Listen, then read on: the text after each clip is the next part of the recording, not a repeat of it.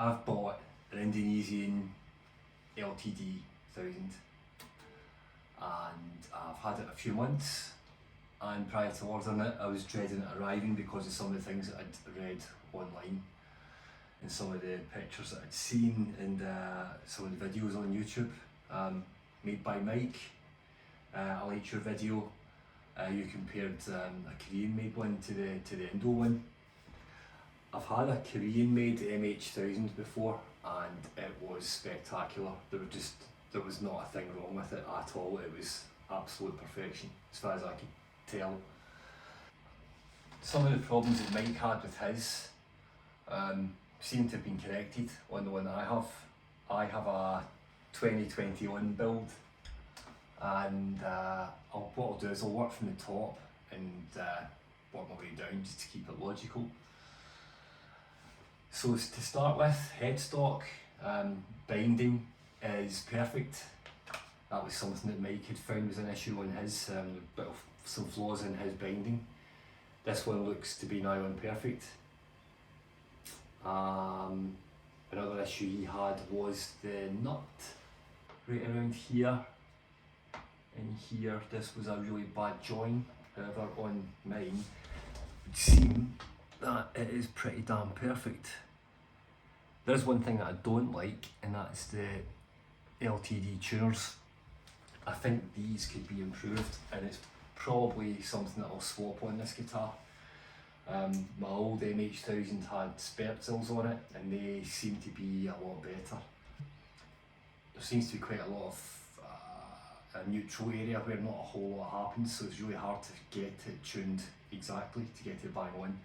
The rest of them are fine, and it's not really a big deal. Once it's done, and it'll stay in tune for a long time. But it's just quite annoying when you are tuning and you've got to contend with that. So I'll deduct a mark there, but that's not something that can't be improved upon.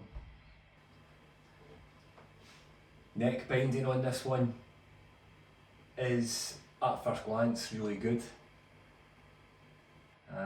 There are a few things though that aren't quite right. Starting right the way down the bottom here, where the plate binding on the very edge of the fretboard, there's some brown staining on it. I'm not quite sure what it is. Also, on some of the frets there are tiny imperfections. Again, it's colouring, it's not defects in the plastic, I don't think, or the material that you've used to do the binding. It's just brown marks. I'm not really quite sure what they are. Body itself is beautiful. A nice flame on it. And I think I've been really lucky as well with this one, because when I look at the back, it would seem that it's one piece. But I'm not quite sure how I've managed to be so lucky here, because I think usually there can be 2 pieces or 3 pieces. The EC 1000 surely should be 2 pieces, I think. There's one line runs up here, but I've looked at it and looked at it and looked at it, and that's just a part of the wood. It's not a join between 2 separate pieces of wood. And also when I've checked on the edges around here, there's no sign of a join, so I've been extremely lucky. I think I managed to get a one-piece body from an Indonesian guitar. I'm not sure if anyone else has said the same. If you have, leave a comment and let me know, because I'm pretty sure I'm one of the luckiest guys on the planet if that is the case. So going on to the pickups, got a custom 5 in the bridge and a jazz in the neck, which just sound they're great. I'm not big on TMGs at all now. Just crunchy enough, clear.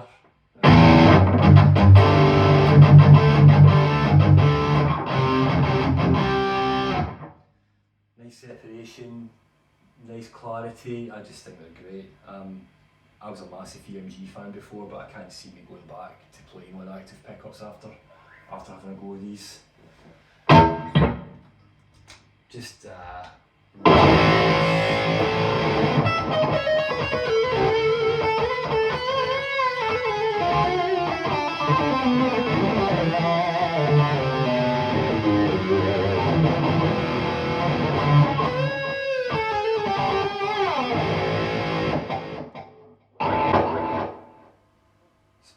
fan of the Custom 5. I really like the way it sounds and just cannot knock it.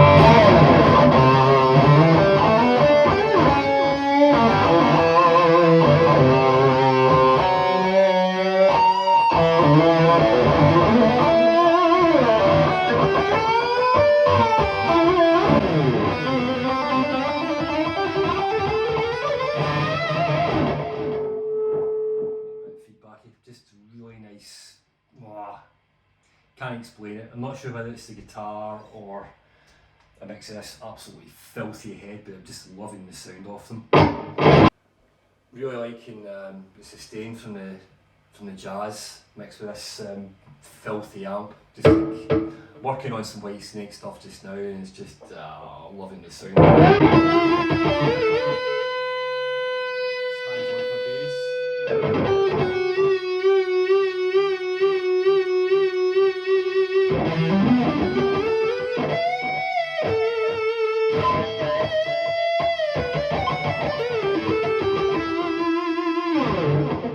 It's brilliant. Yeah, really sold on that. Yeah, this pickup's called Tone Pro's Bridge. Both sides lock, so there's a lock on the locking grub screws on the tailpiece and on the bridge itself.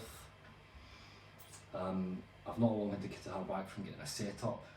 The guy did a good job on setting it up, unfortunately.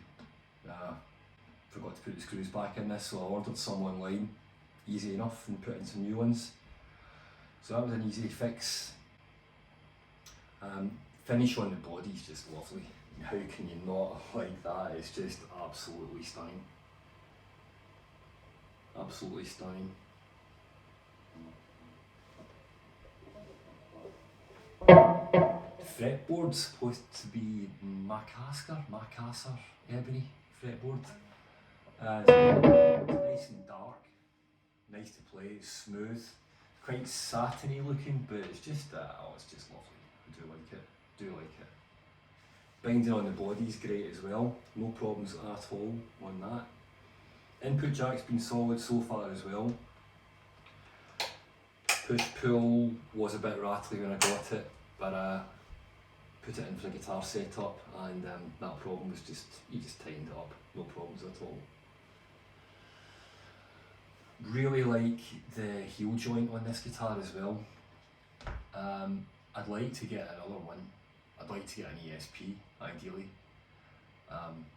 Just aware that I've got to be careful because some of them have still got the blocky kind of heel joint. This is the sort of newer style one where it's a lot more rounded off and cut away. I want to keep it that way if I get another one of these. That kind of brings me on to my next point, talking about value for money. This guitar cost me under £1,000. If I want to get the equivalent ESP, well really now it's going to be an E2, isn't it? I just don't think it's, I can't see how you can justify the extra cash for an E2.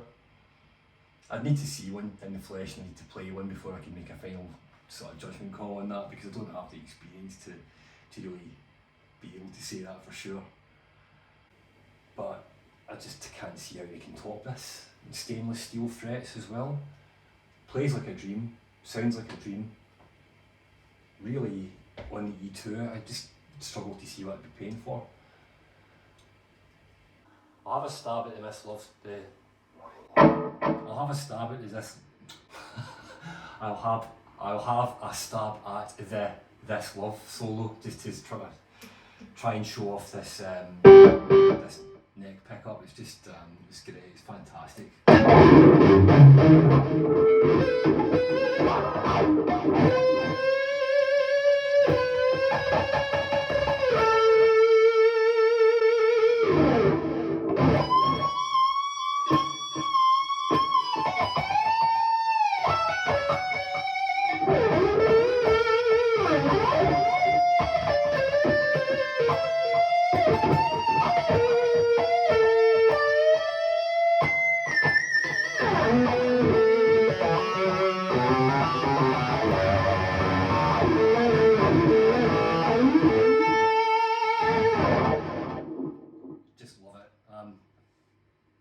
It's only really been recently where I've started to use neck pickup for playing lead stuff.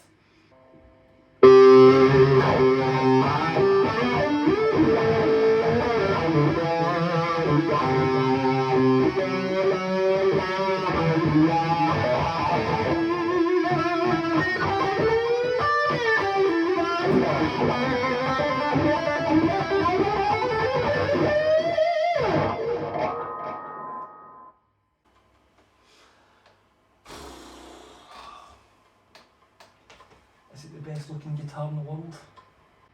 It can't be far off. Don't really know what else I can say about it, it just is what it is. It's a Indonesian made, cheap if you can call it that. Workhorse really. What is slightly annoying these days though is that we're kind of at a bad stage where £1,000 is seen as a cheap guitar. But you get what you pay for, don't you?